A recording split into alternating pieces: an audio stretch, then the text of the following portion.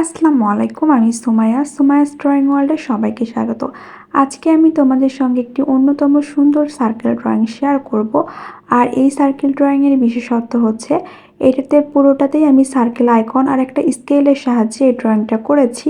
তো আশা করছি তোমরা এই সার্কেল ড্রয়িংটা খুব সহজেই করে নিতে পারবা। তো এই জন্য প্রথমে আমি একটি সার্কেল আইকনের সাহায্যে এভাবে সার্কেলটা করে নিয়েছি। তো তোমরা এখানে কম্পাসও ব্যবহার করতে পারো, কিংবা বিভিন্ন কন্টেইনারের যে সার্কেল শেপের মুখ থাকে সেটাও ব্যবহার করতে পারো। তো এখানে প্রথমে আমি একটা সার্কেল লিখে নিয়েছি, তারপর সেই সেম সার্কেল আইকনটা দিয়ে আমি দুই পাশ থেকে 1/4 রেশিওতে এইভাবে সার্কেল করে নিচ্ছি।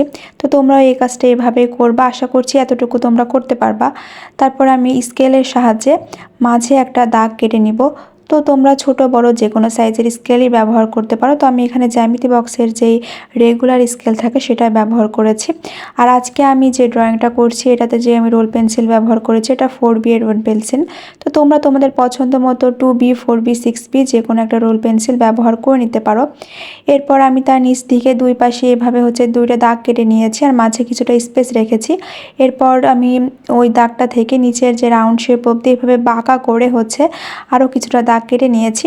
আর তারপর আমি উপরে ওয়াই শেপের মতো করে দিব আর নিচে একটা দাগ কেটে নিব। আর এর মাঝে মাঝে আড়াআড়ি করে আমি কিছু কিছু দাগ কেটে নিব। আসলে এটা রোডের মাঝখানে যেই আইকনটা থাকে সেটাই ড্র করার চেষ্টা করেছি। আশা করছি এতটুকু তোমরা করতে পারবে। আমার ড্রয়িংয়ে করার মূল উদ্দেশ্যই তোমাদেরকে সহজভাবে ড্রয়িং শেখানো। তোমরা যদি এই ড্রয়িংটা শিখে একজনও ড্রয়িং ভালো করে করতে পারো তাহলে সেখানে আমার ড্রয়িংয়ের সার্থকতা। যাই হোক, আমি উপরে যে ওয়াই শেপটা দিয়েছিলাম সেটাকে একটু বাঁকা করে সুন্দর করে শেপ করে দিচ্ছি। এরপর আমার এই দিককার কাজ শেষ। তারপরে আমি আবার সেই সার্কেল আইকনটা নিয়েই কাজ করব। আমি দুই পাশে যেই 1/4 রেশিওতে সার্কেলটা আঁকিয়ে নিয়েছিলাম তার পাশ থেকে আমি এইভাবে রাউন্ড দিয়ে দিয়ে কিছুটা গ্যাপ রেখে রেখে সার্কেল করে নিব। তবে আমি উপরের দিকে ফাঁকা রেখেছি, কিন্তু নিচের দিকে জয়েন্ট কিন্তু একই জায়গাতে করছি। এই কাজটা আমি কিভাবে করছি তোমরা দেখেই বুঝতে পারছো, এখানে আসলে বলে বোঝানোর কিছু নেই। তোমরা যদি এই ভিডিওটা না টেনে পুরোপুরি দেখো একবার মনোযোগ সহকারে, তাহলে ইনশাল্লাহ প্রথমবারেই তোমরা অনেক ভালো করে ড্রয়িংটা করে নিতে পারবা। তারপর আমি অপর পাশ থেকেও ঠিক সেম প্রসেস ফলো করে নিচের কেন্দ্রবিন্দুতে মিলিয়ে দিব, কিন্তু ওপরের দিকে একটু করে স্পেস রাখবো। আর আমি চেষ্টা করবো প্রত্যেকটাতে একই পরিমাণ স্পেস রাখার, তাহলে দেখতে ভালো লাগবে। তবে নিচের দিকে কিন্তু আমি একই বিন্দুতে বারবার মিলিয়ে দিয়েছি। তো এরপর আমি রোল পেন্সিলটাকে একটু বাঁকা করে নিয়ে হাইলাইট পয়েন্টগুলোকে একটু হাইলাইট করে দিচ্ছি। আর তারপর আমি রোল পেন্সিলটাকে পুরোপুরি ফ্ল্যাট করে ধরে যে শ্যাডোই ভাব সেটা কিন্তু করে নিব।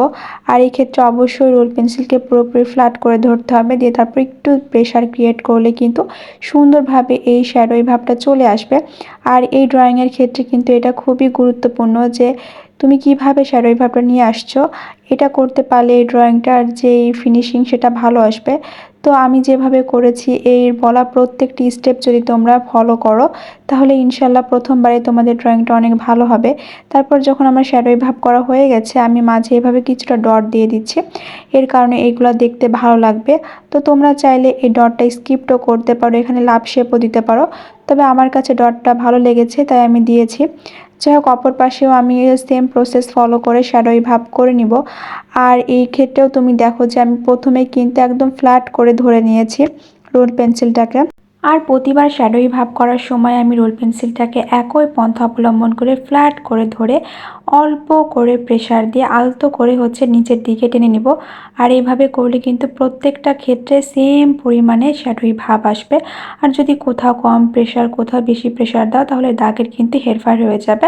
তো এই জন্য অবশ্যই একই পরিমাণে প্রেসার দিয়ে কিন্তু পুরো ড্রয়িংটা করে নিতে হবে। তো তোমরা এইটা দু একবার প্র্যাকটিস করলে আয়ত্ত করে নিতে পারবা। আমি এই ভিডিওতে পুরোটাই ডিটেইলে বলার চেষ্টা করেছি। আর একটা কথা আমি প্রত্যেকটা ভিডিওতেই বলে থাকি, practice makes a man perfect. অর্থাৎ তোমরা যত বেশি প্র্যাকটিস করবা তোমাদের ড্রয়িং কিন্তু তত বেশি ভালো হবে, ফিনিশিংটা তত বেশি সুন্দর আসবে। তো আমি এই পাশেও কিন্তু সুন্দর সুন্দর করে ডটটা দিয়ে দিচ্ছি। আর এই ডটটা দেওয়ার কারণে কিন্তু দূর থেকে দেখলেও এই ড্রয়িংটাকে অনেক সুন্দর দেখাবে। তো তোমরা অবশ্যই এই ডটটা দেওয়ার চেষ্টা করবা।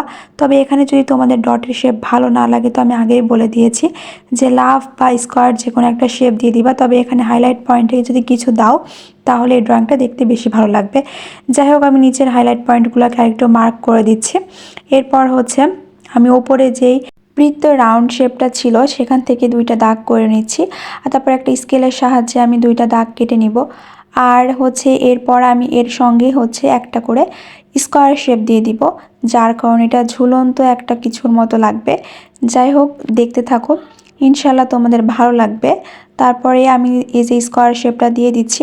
তো তোমরা এখানে হচ্ছে লাভ শেপও দিতে পারো, লাভ শেপ দিলেও কিন্তু বেশ সুন্দর লাগে। তো আমি এটাতে হচ্ছে পুরো যে কাভার করব না, এর একটু কাভার করব আর বাকিটা হচ্ছে ফাঁকা রেখে দিব। তোমরা চাইলে পুরোটা কাভার করতেও পারো, আবার পুরোটা কাভার না করে আমার মতো করে কিছুটা কাভার কিছুটা ফাঁকাও রাখতে পারো। যাই হোক, তোমাদের সঙ্গে কথা বলতে বলতে আজকের ড্রয়িংটাও শেষ হয়ে গেল। ইনশাল্লাহ দেখা হবে নেক্সট কোনো এক ভিডিওতে। ততক্ষণ অবধি ভালো থেকো, সুস্থ থেকো। আর আমার ভিডিওটি ভালো লাগলে আমার চ্যানেলটি সাবস্ক্রাইব করে পাশেই থেকো।